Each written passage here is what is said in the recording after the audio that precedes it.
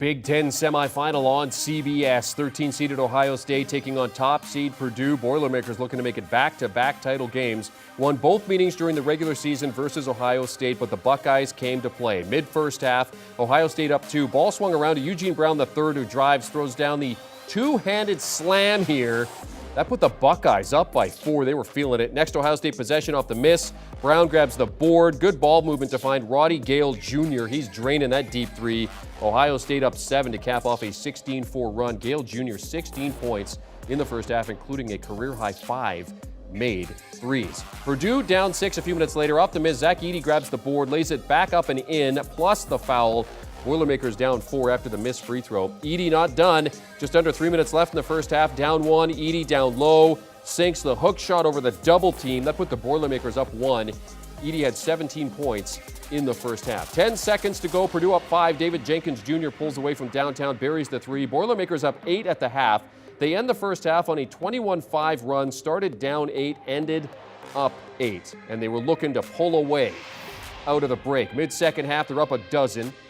Edey's going to grab his own miss here, put it back up and in. Boilermakers up 14. Edey keeping it going. Just over 2 minutes left in regulation. Purdue up 13 off the miss. Edey grabs the board, lays it back up and in, plus the foul. Boilermakers up 16 after the made free throw. Edey a game-high 32 points, 14 rebounds, 6 of those offensive. Purdue advances to the Big Ten title game for a second straight season, 6th appearance in school history. Their only win came in 2009 versus Ohio State. And they beat Ohio State on this day to advance to the title game 80-66. Edey, 25th double-double of the season. Now they will wait to see who wins between Penn State and Indiana as their combatants in that title game.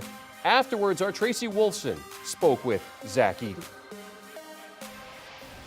All right, this isn't fair. This is definitely not fair, but how do we not talk to you after the game? You had 25th double-double, 32 points, 14 rebounds. How were you able to take advantage today? Yeah, I was able to get them in foul trouble early, their front court. They're playing super physical. That's kind of something that's going to come with it. They're a little undersized, so they had to play physical, but that's going to lead to some fouls. So they got in foul trouble, and I was able to take advantage of that. How well is this team playing as you guys head into the championship game tomorrow? I think as well as we ever played. We got the same guys all year. Some people were freaking out because we lost a few games, but it's the same team we've always had. We have all the pieces we need. We just need to put it all together. Indiana or Penn State, but how much would you like to face Indiana again and get that win? They both mean something special to me. Penn State has Coach Shrews. Obviously, he's my guy. He coached me my freshman year. And then Indiana, obviously, you always want to play Indiana. So either matchup would be great. I'm excited to look forward to this I'm excited to watch this next game. Enjoy the win. See you tomorrow. Thank you. They showed a picture during the game of Tracy Wolfson standing next to Zach Edey. She's literally half his size. If she stood on her own shoulders, she would be eye to eye with Zach Edey. That's how tall that young Torontonian is. And you look at his performance today, 32 points, 25th double-double this season. That's tied for the most in Division I. 7th game this season with 30 or more points and 10 or more rebounds. That's why he is a National Player of the Year candidate. All right, let's now welcome in CBS Sports college basketball writer Kyle Boone for more on this game and this result. Purdue advancing to the Big Ten title game with that win over Ohio State. The Buckeyes' dream run ends despite a great showing in the title game without some of their biggest players. Your initial reaction here, Kyle, to Purdue as the 1 seed getting it done? Yeah, not totally surprising. They were the favorite in this game. They've been the best team in the Big Ten all season. They won the regular season. Now primed to potentially win the postseason tournament as well. And Zach Edey, fittingly, was dominant. His 25th double-double of the season today with 32 points, 14 rebounds. And we talked pregame about what the keys were for Purdue to avoid an upset. Edey, you're going to get a double-double at least from him on any given night, but the support scoring around him has been a little bit hit or miss. Braden Smith was great today. Brandon Newman was really good. So when this team is firing on all cylinders, when the ancillary pieces around Zach Edey are this good, this is a really hard team to beat. So not surprising, no Bryce Sensabaugh here for Ohio State today. That's their leading scorer. They were missing him desperately today, but a really good fight, a really good run for Ohio State just comes up a little bit short. Yeah, we'll talk about Ohio State and their future in just a second. But first, with this Purdue team, I mean, when you get into a tournament like this, the Big Ten tournament, and then, of course, quickly advancing into the NCAA tournament, it's a number of games in a short span. Do you feel like Purdue have kind of hit their stride here in this tournament? They're certainly playing with a lot more confidence, JSL. But this is a team, though, that I've been keeping an eye on. 10 of their last 16 games, they've been outscored in the second half. That has kind of coincided with their late season slump.